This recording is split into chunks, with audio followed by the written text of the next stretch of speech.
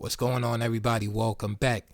We're looking at a position from the 2002 Corsica Masters between Artur Yusupov with the white pieces and Vishy Anand with the black pieces.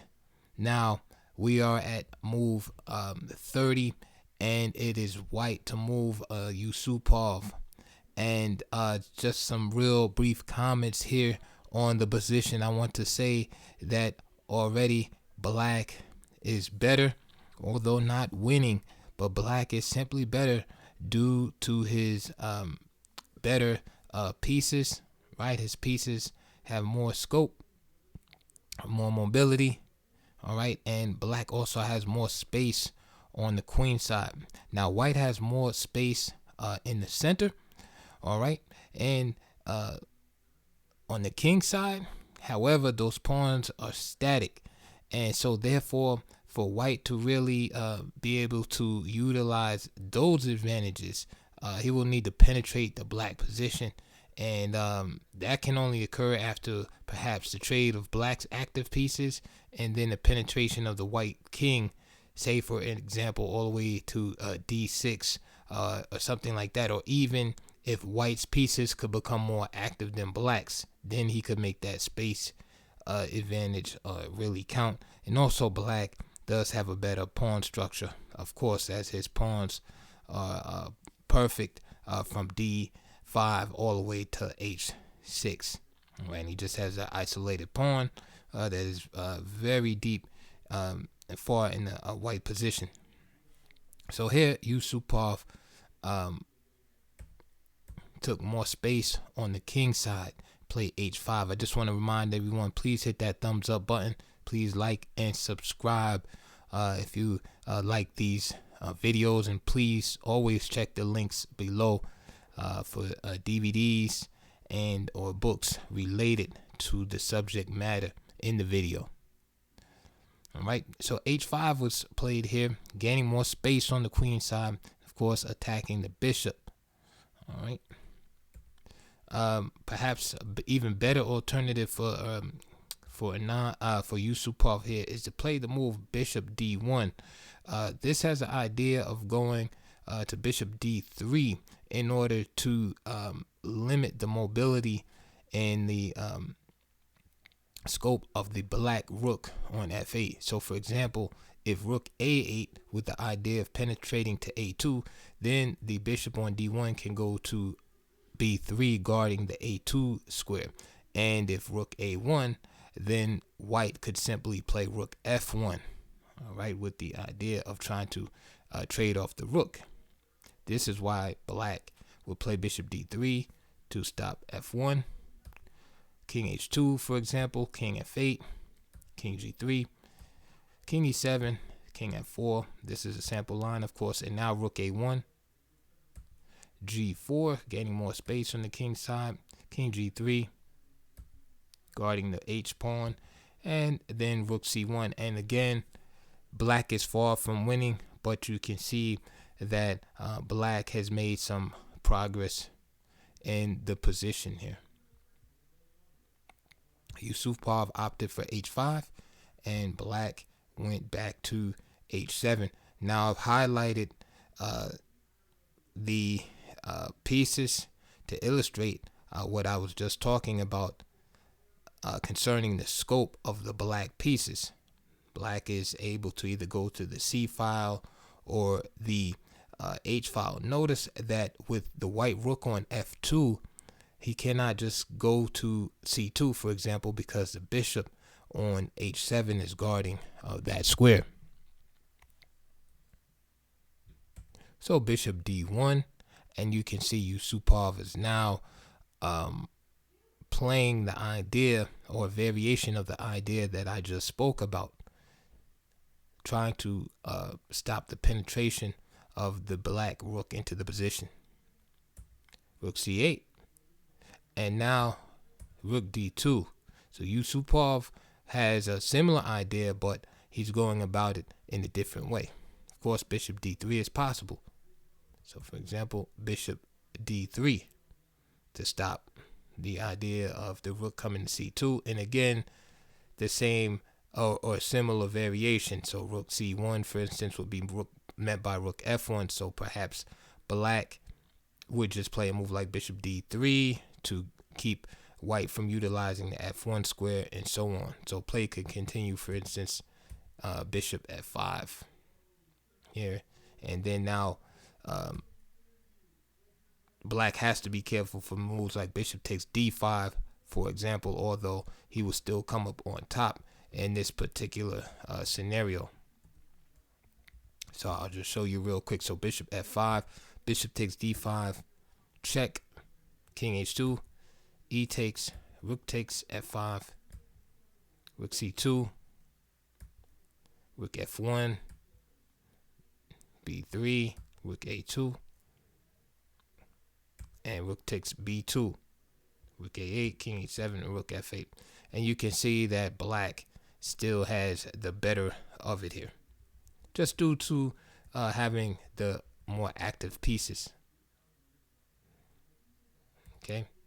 Now, what I forgot to do is tell you what the lesson is going to be about. I like to mention the theme so that they're in your mind throughout the lesson. So what we're talking about today is counterplay here. All right.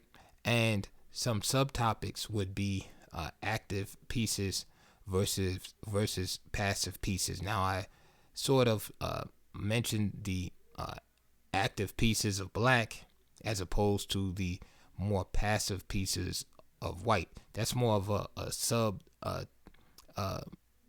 subtext in this lecture. But more importantly, we're going to be talking about counterplay, specifically from the point of view of black here in this particular game. So bishop d1, rook c8, and rook d2 from Yusupov. Now rook c1. So this is kind of dangerous, right? As the bishop is pinned to the king. So king f2. Improvement of black's king. g4 from Yusupov. And now bishop e4. Bishop a4. And already black is starting to organize his counterplay. If black just stays passive, eventually he will get ground down in the endgame. Black will start picking off pawns, and the game will be relatively simple. So if you're going to go down, if you're going to lose, you might as well go down with a fight. All right. The best thing you can do when you're worse is create some form of counterplay. You don't want to just be constantly on a defensive cycle where you're constantly defending, playing passive, right, and not giving your opponent anything to think about as far as a threat in return. So already Yusupov is starting to try to organize his counterplay around the fact that the black king is left unprotected, and also there's not a lot of space on the 8th rank and 7th ranks for the king. Remember, I said white has a space advantage. All right. And important square in the for white is this control over the d6 square, f6 square. So that limits the black king's escape possibilities. All right. Also, with the pawn on h5, it limits black's escape possibilities on the king side. So if white could somehow get a rook to an open file, then he could start to harass black. Right. If you take the pieces off the board, although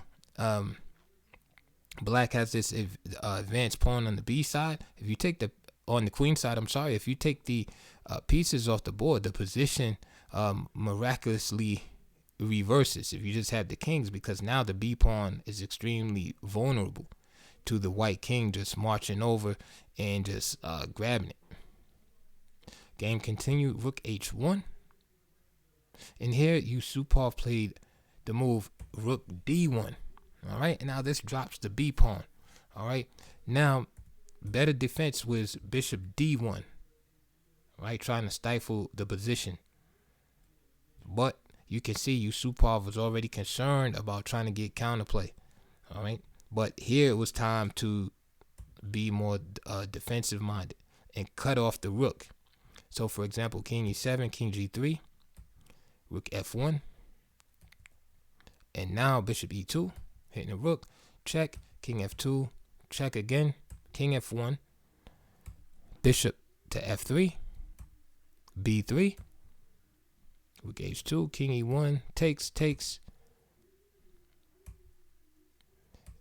and you can see that black, although it's slightly better, white, just by trading the bishops off, has relieved some of the pressure substantially.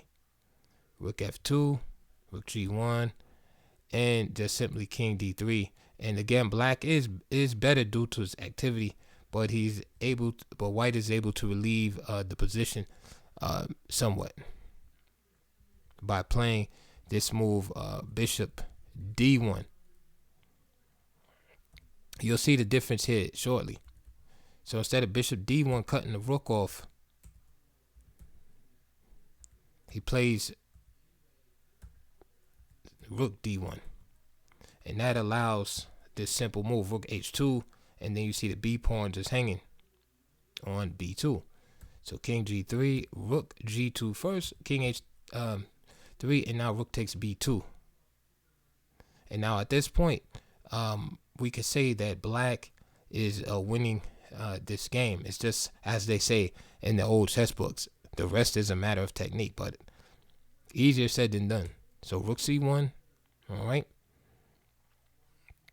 And now the benefit of giving up that b pawn or losing it, however you want to look at it, is that white has what he wants, which is the piece activity to start checking on the 8th and the 7th ranks.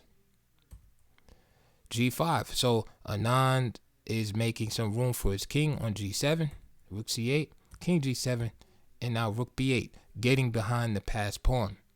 All right, so I don't think Yusupov just blundered the pawn, but I believe that he sacrificed the b pawn in order to get to this position where he would have this activity, where he would be able to harass the black king on the 7th and 8th ranks and also get behind the b pawn defensively.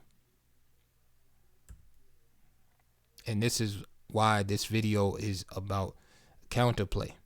All right, when you're in a worse position, all right, sometimes you have to be willing to part with material in order to be active as possible. You still may not win in the end, but what you want to do is give yourself chances. It's better to be down a pawn with chances than to keep the material even, but all your pieces are passive and you have really no chances at all. Because what's going to happen is you'll wind up giving up the material by force and won't have any counterplay. So it's better to determine when you're actually going to give up the material and create some counterplay. Rook b1 happened, and now rook b7. So you can see ideas, for instance, bishop e8 with the with this double attack, right, on the f pawn, for example. Moves like that, or move like bishop d7 with the idea of capturing on e6. These are things Vishy has to think about. So rook h1 check, king g3, and now rook f1, protecting that pawn. So Vishy's like, you know what? I'll give up the b pawn, and he figures he'll give up the b pawn for this pawn. All right. However, rook f1 gives black time to create more counterplay. Possibly better is just simply play b3. All right. The reason why is this move is a mistake. Bishop takes b3 is met by rook g1. You could check first and then rook b2, and you can already see there's a nasty pin here. All right, and white is gonna wind up having to play a move like bishop takes d5 and basically just sacrificing a piece at this point. All right, there's really it's really not a good move. The other alternative that you all want to know about is instead of bishop takes b3, the other alternative you want to obviously know about is the move rook takes b3. Right, at least you're not walking into a pin. But again, this move still loses. Right, after rook g1 check. Right, let's say the king goes to, let's say f2. Let's say f2 for example, instead of h2. Let's move the king to f1. Rook a2. And where do you want to go with the bishop in? Maybe b5, f7, for example.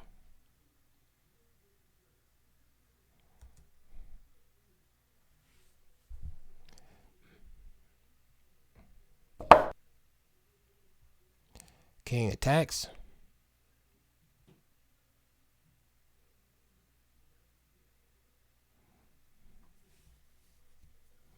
And again, it's just a problem of black having too much activity in the position here. So what's going to happen is after, let's see. So not to drag out this variation too long, but basically the problem is ideas like bishop f3 and then just picking up these pawns on the light squares. Okay, there's too much weakness in the position. So instead of rook f1, rook g1 could have been played, b3, all good moves for Anand here with the black pieces. Instead he played rook f1, again with the straightforward idea. Right, the e3 pawn is weak. So bishop d7, again counterplay by Yusupov, giving black something to think about. b3. So now Yusupov can't just take on e6 because he has to worry about the b pawn. So rook takes b3, rook g1, king f2, and now rook takes g4. So the pawns start to fall. Rook b7, again with the same threat of taking on e6 with the bishop. King f8, rook b8, king e7, bishop b5, and now Anand starts pushing this majority, f5, and rook b7. Now this is the moment of truth right here for Yusupov, because remember what I said about the e5 pawn controlling f6 and the d6 squares. So Yusupov would love to draw here, would say like rook b7 check, rook b8 check over and over, and that's it. So he plays a move, rook b7. All right, king d8. The other move, king f8. Then white could just keep checking, and that's a draw. So Anand avoids this, and Anand played. I'm sorry. Anand after rook b7, Anand played king d8. Rook d7, and now Yusupov is faced with a tough choice. Do you play your rook? Do you attack the h pawn, or do you attack the e pawn? And this, my friends, actually determines the outcome of the game. This is how cruel chess is. Yusupov attacks the h pawn, right? And it's natural. Him being a pawn down in this position is natural for Yusupov to try to create counterplay by freeing his own pass pawn in the h file. To me, that's the most natural move. I have highlighted the bishop on e4 because that's a tactic that's in the position to play the move f4. Of course, Yusupov has seen this already, right? So he played rook h7 here. We'll go back to this position later. after the game. So rook h7, rook g2 check was played, king f1, and now rook b2 attacking the bishop. And I'm sure Yusupov has seen all of this. Bishop d7 check. And it looks fantastic for white, right? His activity has played off. The counterplay, his going for the counterplay is paid off because now it's resulting in him gaining material. King d8, bishop takes e6. Right now, Yusupov has the dangerous pass pawn on e5. f4, there it is, attacking the rook with tempo. Now, what do you play here? Well, Yusupov played the natural move, rook takes h6. Now he has 2 pass pawns, and he's up a pawn. All right. The problem here is after f takes e3, there's a mating attack on board. How do you stop it? Yusupov played the move bishop g4, and now rook f2 was played.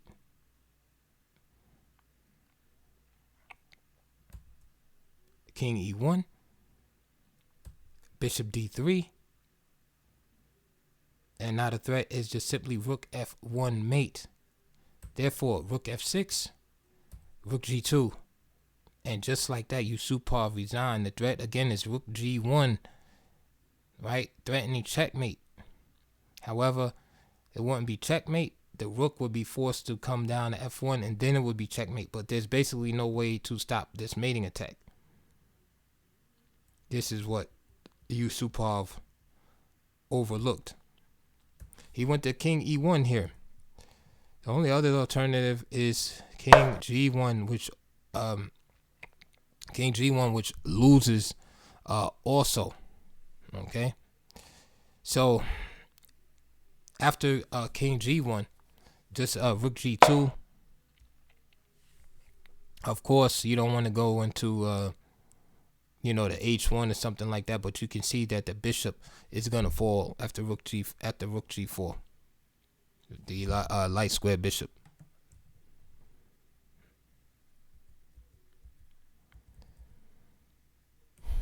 So, unfortunately for Yusupov, even though he played a fantastic game and created counter chances in an inferior position, he finally stumbled here and played the move rook takes h6, which is completely reasonable and understandable. So many of you are saying, well, what should he have played here after this discovery by Anand? Well, here's the move, is throw the check in there first. This gives white the move back, and now after king moves, now you play e takes f4, taking away that advanced pawn and eliminating the mating attack. Play could continue, g takes f4, and now rook f7, attacking that pawn. f3, rook f6. Now white gets back on his grind. He's now going to attack that weak pawn on h6, bishop d3 check, king e1, and now there's no mating attack here. Rook e2, king d1. And the problem for black here is that he can't get the f3 pawn to f1 without giving up control over f2. All right. So, for instance, rook h2, then the king just comes back. And you see the white rook and king combined control of f2 square. Rook e2, king d1, and it would just lead to a draw. If you try rook h1, then the tables will get turned. So king f2, for instance, rook f1, king e3, bishop e4, and then rook takes h6. And remember, white has his 2 pass pawns on h6, h5 and e5. So rook d7 was the move to save the day here for Yusupov. All right. So I really enjoyed that game from these 2 great masters, the back and forth, and I really like how, even though Yusupov got in trouble, that he was able to find sufficient counterplay, and he actually missed a draw. In this position earlier, go back a little bit, when I was talking about after f5 and rook b7 was played, king d8 was played, and here Yusupov, we talked about the ramifications of the move rook d7, and I had explained that if black goes to, the other way, sorry, that was earlier, let's go back. So after king d8, rook d7 here, king c8, and this happened in the game. Here, I have brought the question up. I said, which pawn do you attack?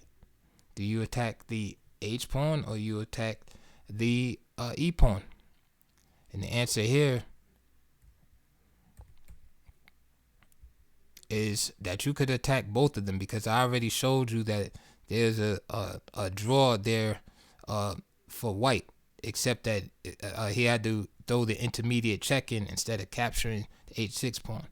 Well, here's another one. So after rook d7, which happened in the game, king c8, instead of attacking the h pawn period, he could have just attacked the e pawn here. Notice the black king can't cross over and defend or attack any of the white pieces. So rook g2, for example, king f1, rook b2, check. Notice the rook is protected. Bishop takes e6. There's the pass pawn for white. Rook d6, d6, and you can see the discovered check, and it would just be repetition. Instead of rook g2, the other idea is f4, as was played in the game after white had attacked h6.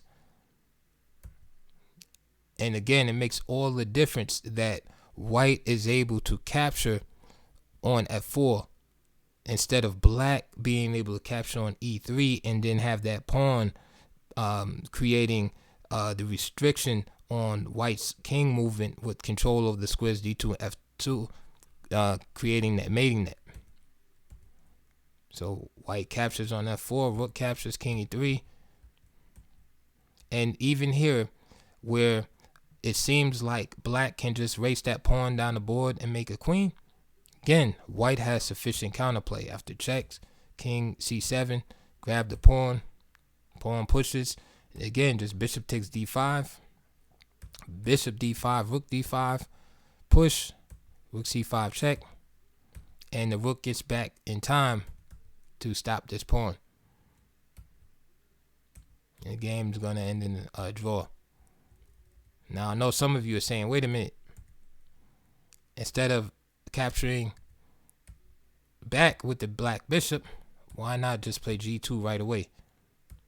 All right, bishop takes e4, g1 queen takes, and this is good for white actually. If you notice, all of the pawns are protected and all of the white pieces are protected.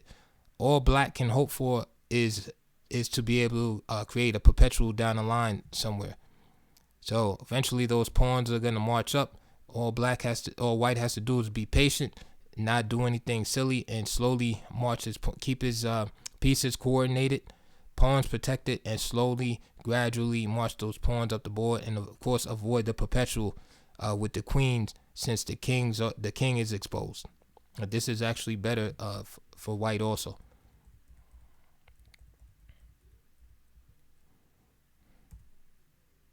All right, so again, after rook d7, king c8, black could have drawn by playing the move rook to d6. He also had to draw by doing the move that was in the game. Show that again. But again, he blundered at the last minute by playing this natural move. Instead, he had to come back here, because the most important thing in this position to remember is that white has to be able to capture on f4. It can't be the other way around, where black can capture and create the mating net. And that was the difference in the game.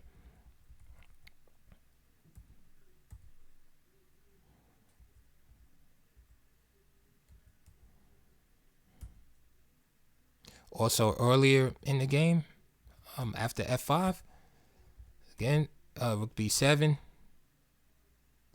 and I showed you that king f8 was just a draw.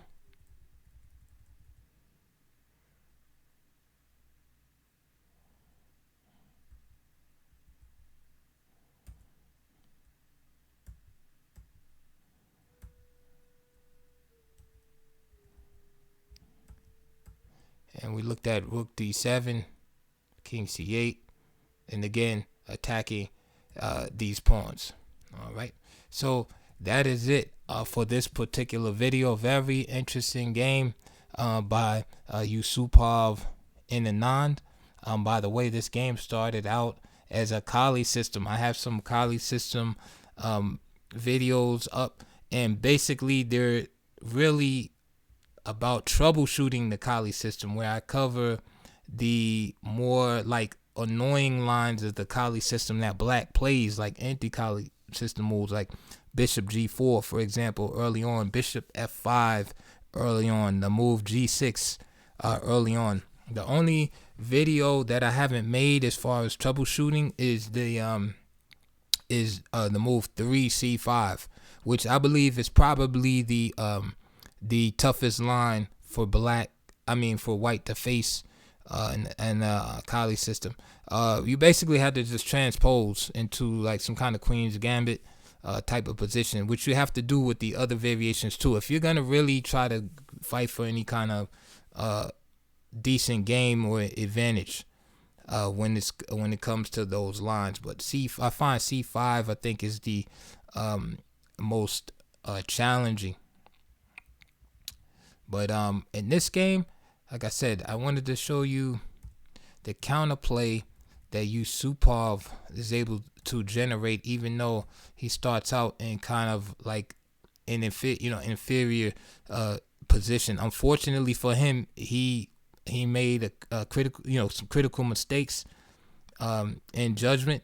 And again, the moves that he made are totally natural, and it's hard to really criticize him for doing that. It's just that Anand was perhaps able to see a little further and able to capitalize off of his mistakes. But the main lesson, again, in closing, is counterplay is very, very important. If you're the worst side, just don't give up and allow the opponent to smash. Look for ways to stir the pot, so to speak. Look for ways to get your pieces active. So for instance, you see right here, white's pieces are very inactive. That's bad. Yes, the material's even, but he's going to lose in the long run with these bad pieces. So instead, Yusupov winds up sacrificing the pawn. You see, the B pawn, and now he has all types of activity. And as I showed and proved in the variations, he was able to draw. And if black tries too hard, black would have actually lost the game. Unfortunately, he wasn't able to bring the game to its logical conclusion. But hopefully this is a good enough example for you to see the importance of creating counterplay. Don't give up in worse positions. Like, always look and try to create counterplay. Another good player I used to look at and study his games is Adolf Anderson from the 1800s. I noticed that in many of his games he was worse, but he would keep his pieces so active. That was the romantic era of chess. He would keep his pieces so active that even though he was lost, the opponent would make one mistake, and next it was like a sacrifice or something like that, and he would either be worse or he would create draws from positions that were totally busted. All right, and that showed me a long time ago that you want to be active as possible, especially when you're worse. You want to be active. You don't want to be worse and passive. Right? If you're worse, you definitely want to be active. Of course, nobody wants to be worse, but sometimes you will be in a position. But if you're going to be worse and active. All right, that's the lesson for today. Please like and subscribe. Remember, Chess Audiobooks is on LeeChess.com, also on chess.com, Instagram, All right. Also on Twitter, all the same name, Chess Audiobooks. And please check the links below. Please donate to my channel. Buy a book, buy a DVD, and get in those comments below. And I'll see you on the next video.